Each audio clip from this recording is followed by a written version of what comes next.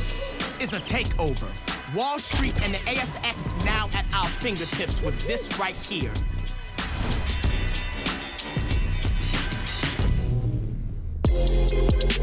Welcome, you're very bravely watching Eagle Review. Thanks to Stake, download their app today and start trading with ease. Just when you think Friday night footy at Optus Stadium can't get any more gut-wrenching, the Tigers have rolled into town and have just gone whack.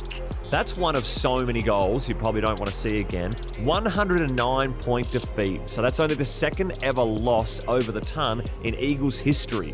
Not good. The last time was when Bomber Thompson was tucking into a sandwich in total relaxation back in 2008 when his mob went on to win by 135. It didn't go that far, but it's now 3 straight hefty losses when it comes to the final margins, a collective total of 43 goals. The club now sits 1-6, plenty to sift through for this man and his assistant coaches. Let's have a listen to Simo after the match. We're clearly not at the level at the moment, and there's so many areas to fix. It's going to take time. Tonight we butchered the ball, and the turnover game we were unable to, defend behind our mistakes, and then they got on top of the midfield. Yeah, we're really disappointed. We're disappointed for our fans and members that come and watch us tonight. But we're aware of the situation. We're going to do everything we can to get that right. We're on a path, and there's going to be a little bit of pain, and we're going to look for some small wins in the next few weeks. Yeah, we need to stick together. I mean, obviously there's going to be some criticism, and we deserve it. This hasn't been just tonight. It's been here for most of the year, and regardless of what's happened, we are in a period of transition, no doubt. It was all about scores from turnovers on Friday night. The Tigers feasted on the home team's errors to the tune of 134 points, which is the second most since 2000. We only had 10 more turnovers than the opposition, but Richmond was so destructive with ball in hand, had their season best of 12 goals from turnovers by just half time. They also won the inside 50 count by a sizable 29, scoring on 62% of those entries. So over the last 3 weeks, West Coast have been negative 96 for inside 50s and negative 24 in clearances, which is also the same amount of time the big fella, Nick Nananui, has been on the sidelines. In a pretty surreal and special moment for the family, 3 Riolis embrace pre-game and have a bit of a chat. Maurice Rioli becomes the 6th in the family to play AFL, and the trio make up half the family members, along with Maurice's father, Dean, and of course Cyril. It's been a fair turnaround of form at Optus Stadium, so after starting an unbelievable 33-7 since its opening, the club has gone 2-8 since then. Very foreign terrain for the footy club indeed. In fact, it's the first time West Coast have been on the bottom of an 18-team ladder, which came into effect in 2012. Funnily enough, Richmond's the only other team not to be there since its existence.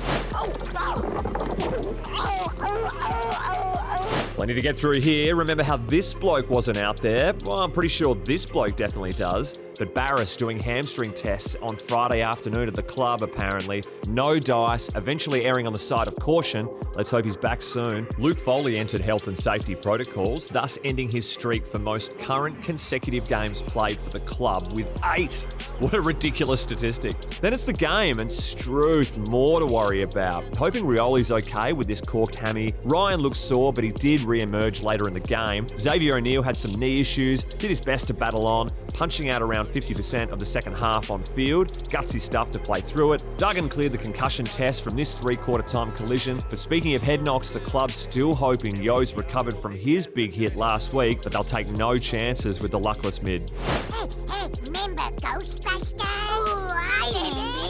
I remember Andrew Gaff. He was back to his subbing role, which he was certainly used to from his debuting season. Got the nickname Kermit at some point. We almost saw him getting waffle minutes if we got through unscathed on Friday. He hasn't been there since 2011 when he was playing for South Freo. Absolutely donuts in the archives there. Instead, he came on in the second half and played a solid amount of minutes. His 14 second half touches were somewhat irrelevant compared to just getting through the game unscathed. Keep your head up, keep your heart strong.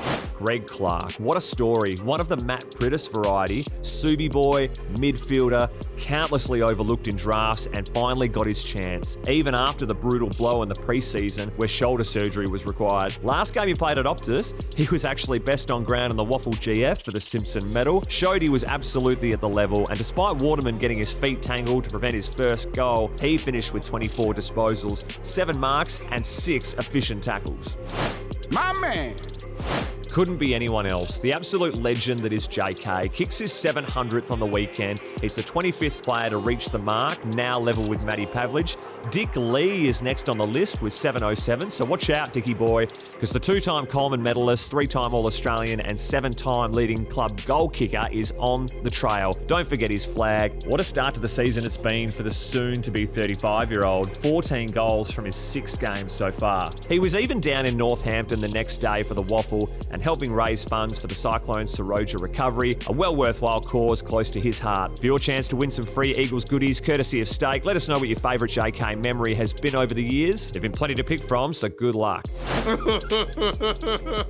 It's slim pickings this week, but this is definitely not what I'm chasing when my team's getting rock and rolled by 12 of the best. But this fan seems to be enjoying it. That's some of the worst ground security you'll ever see at any kind of sporting level. Heading over to the baseball fans to finish, this effort is an absolute cracker. Couldn't care less about his date. She's copped an absolute faceful. Going the 3 attempts at getting the foul ball recovery at the Yankees game. His date wants no more of this punishment. Take me home, please.